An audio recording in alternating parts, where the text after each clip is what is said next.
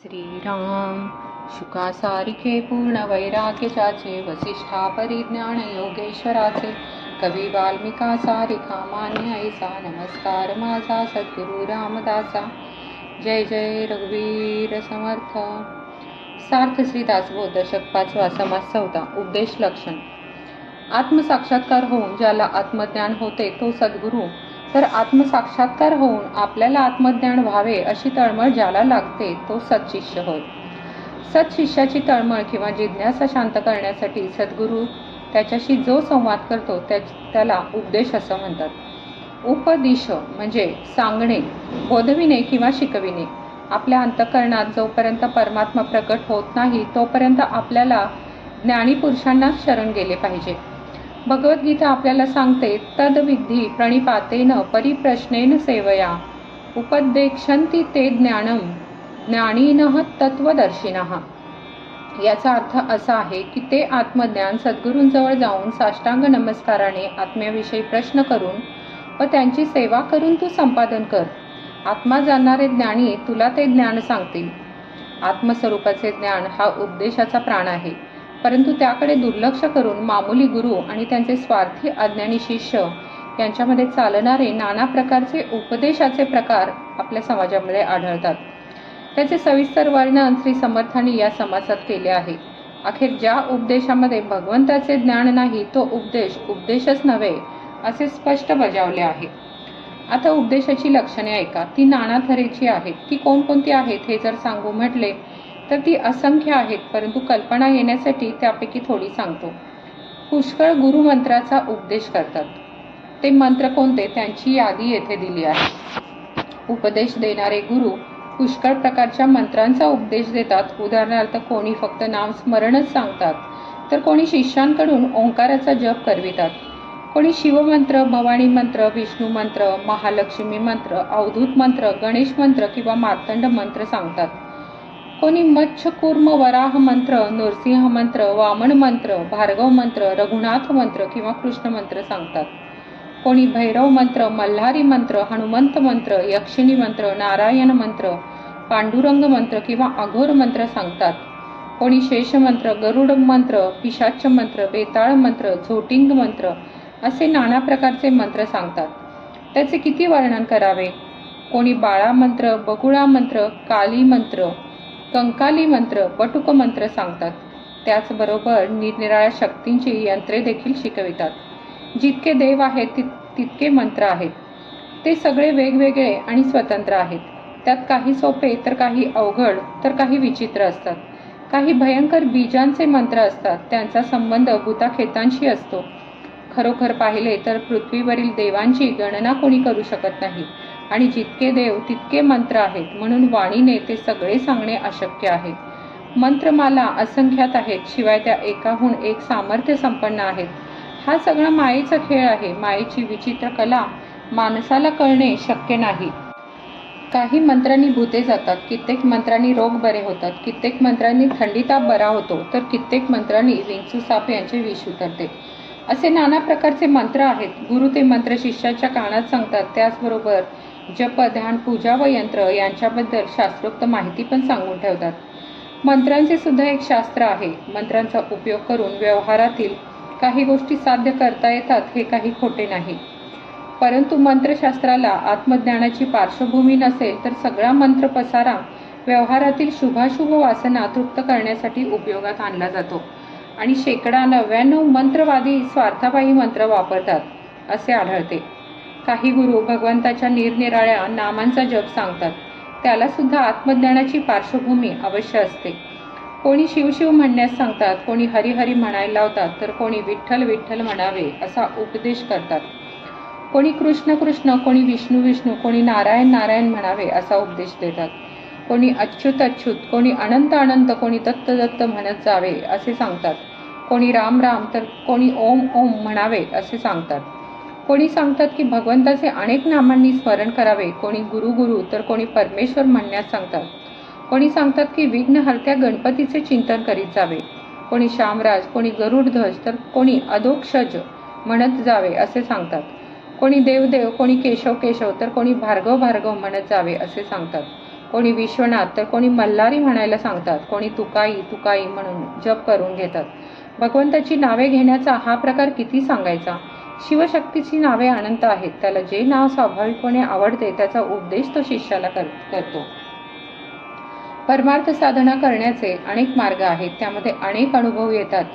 ज्याला जे साधन साधते किंवा पचनी पडते ते तो आपल्या शिष्यांना सांगतो. तसेच साधना करताना मन व देह देखील सूक्ष्म बनतात. त्यामुळे काही अतिंद्रिय अनुभव येतात. ज्याला असे नाद व प्रकाश यांचे अनुभव येतात तेच तो आपल्या शिष्यांना सांगतो. परमार्थाच्या वाटेवर हे सगळे काही आहे, परंतु त्या सगळ्याला आत्मज्ञानाची पार्श्वभूमी हवीच हवी, नाहीतर तोच तेवढा परमार्थ आहे अशी शिष्यांची बुलावणी होते. म्हणून आत्मज्ञाना वाचून इतर सर्व गोष्टी व्यर्थ समजाव्या असे श्री समर्थ निक्षून सांगतात. खेचरी, भूचरी, चाचरी, अगोचरी या 4 मुद्रा कराव्या असे कोणी सांगतो, तर निरनिराळी आसने करावी असे कोणी सांगतो. कोणी तांबडा, पांढरा, काळा किंवा निळा अतिंद्रिय प्रकाश दाखवितात, तर कोणी अनाहत नावाचा अतिंद्रिय नाद ऐकवतात. आघाताशिवाय होणारे व आत ऐकून येणारे हे नाद वेणुनाद, पैंजननाद, घुंगरूनाद, मृदंगनाद, मेघनाद असे अनेक प्रकारचे असतात. एखाद्या गुरुला शरीर रचनेचे संपूर्ण ज्ञान असते तर तो तेच शिष्यांना सांगतो. कोणी कर्म मार्ग, कोणी उपासना मार्ग, तर कोणी 8 पायऱ्यांचा पातंजल योग सांगतो, तर शरीरातील 6 चक्रांचे भेदन उपदेशितो. या 8 पायऱ्या यम, नियम, आसन, प्राणायाम, प्रत्याहार, धारणा, ध्यान आणि समाधी. 6 चक्रे मूलाधार, स्वाधिष्ठान, मणिपूर, अनाहत, विशुद्ध आणि सहस्त्रदल. प्राण व अपान यांचे मिलन करून सुषुम्ना नावाच्या कण्यातील सूक्ष्म नाडीच्या मार्गाने प्रत्येक चक्राचे भेदन करून प्राणमूर्धी आकाशात न्यावयाचा असतो. कोणी वेगवेगळे तपे करायला सांगतात, तर कोणी अजपाजप सांगतात. योग्यांचे म्हणणे असे की आपला श्वासोच्छवास 24 तास चालतो, तो आपोआप होणारा जपच आहे. श्वास आत घेताना सो व श्वास बाहेर सोडताना हम असा सूक्ष्म नाद होतो. त्या नादावर मन एकाग्र केले तर 24 तास विनासायात जप चालतो. त्यास अजपाजप म्हणतात. इतर जे कोणी तत्वचिंतक असतात ते विश्वाच्या मूल तत्वाची विस्ताराने चिकित्सा करतात. कोणी सगुणाचा उपदेश करतात, कोणी निर्गुणाचे निरूपण करतात, तर कोणी तीर्थाटन करावे असा उपदेश करतात. 4 वेदातील 4 महावाक्ये आहेत, त्यांचा जप करावा असे कोणी सांगतात, तर सगळे जे काही आहे ते ब्रह्मच आहे. सर्वम खलु इदम ब्रह्म असा कोणी उपदेश करतात. कोणी शाक्त मार्ग सांगतात. या मार्गामध्ये शक्तीची किंवा देवीची उपासना करावी लागते. त्यात मद्य, मांस, मत्स्य, मुद्रा व मैथुन हे पंचमकार सेवन करतात. कोणी मुक्त मार्ग म्हणजे सर्व बंधने सोडून स्वैराचाराने वागण्याचा मार्ग स्थापन करतात, तर कोणी अगदी मनापासून इंद्रिय पूजन करण्याचा प्रकार करून घेतात. या मार्गात अखेर स्त्री पुरुषांच्या गुह्य इंद्रियांची पूजा चालते व अर्थात अनाचार बोकाळतो. कोणी गुरु सांगतात, कोणी गुरु, वशीकरण, स्तंभन, मोहन, उच्चाटन अशा प्रकारची अनेक चेटके स्वतः करतात आणि इतरांना करायला सांगतात. वशीकरण म्हणजे माणसाला संपूर्णपणे आपल्या स्वाधीन करून घेणे. स्तंभन म्हणजे माणसाच्या शरीरावर व मनावर परिणाम करून त्याला स्तब्ध करणे किंवा तटस्थ करणे. मोहन म्हणजे माणसाला भ्रमिष्ट करणे किंवा बेहोश करणे. उच्चाटन म्हणजे माणसाला स्थानभ्रष्ट करणे, त्याला उचलून नेणे किंवा त्याचा नाश करणे. या सगळ्या अघोरी क्रिया आहेत. उपदेशांची अवस्था ही अशी आहे की ती सांगावे सांगणे आता पुरे. उपदेशांचे हे असे असंख्य प्रकार आहेत. आत्मज्ञाना वाचून हे उपदेशाचे सगळे प्रकार व्यर्थ असतात. आत्मज्ञानासारखे पवित्र दुसरे काही नाही. उपदेशाचे असे पुष्कळ प्रकार असले तरी आत्मज्ञाना वाचून त्यांना काहीच अर्थ नाही. याबद्दल भगवंतांचे एक वचन आहे. नाना शास्त्रांचा अभ्यास लोक करतात व नाना देवतांचे पूजन करतात, पण अर्जुना आत्मज्ञाना वाचून सगळी कर्मे वाया जातात.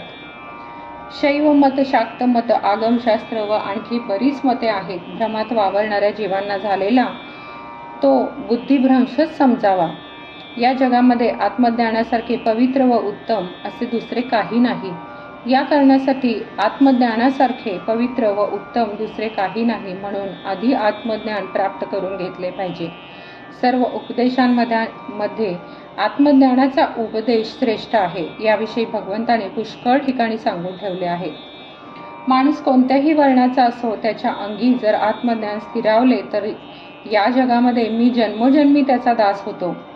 4 तोंडाच्या ब्रह्मदेवाला सुद्धा आत्मज्ञानाचा मोठेपणा कळत नाही, तर मग गरीब बिचाऱ्या जीवात्म्याला तो कळत नाही. यात नवल काहीच नाही. तीर्थयात्रा, स्नान, दान इत्यादी सगळ्या साधनांनी मिळवलेले पुण्य पुष्कळच असते, पण आत्मज्ञानाची पुण्याई या सर्वांहून कोटीपटीने अधिक असते. पृथिव्यां यानी तीर्थानि स्नानदानेषु यत् फलं तत्फलं कोटिगुणितं ब्रह्मज्ञान समोपमम्. पृथ्वीवर जी काही तीर्थे आहेत त्यांच्या यात्रेचे फळ आणि स्नानदानाचे फळ यांची बेरीज कोटीपटीने वाढवली तर ती कदाचित ब्रह्मज्ञानाच्या बरोबरीची होईल. म्हणून गहनाहून गहन किंवा अत्यंत गूढ असे जे आत्मज्ञान त्यांचे लक्षण आता समर्थ आपल्याला सांगत आहेत ते श्रोत्यांनी ऐकावे. इति श्री दासबोधे गुरु शिष्य संवादे उपदेश नाम समास चौथा समाप्त. जय जय रघुवीर समर्थ. तुम्हाला हा व्हिडिओ आवडल्यास कमेंट, लाईक, शेअर करा आणि हे चॅनल सबस्क्राईब करायला विसरू नका. धन्यवाद.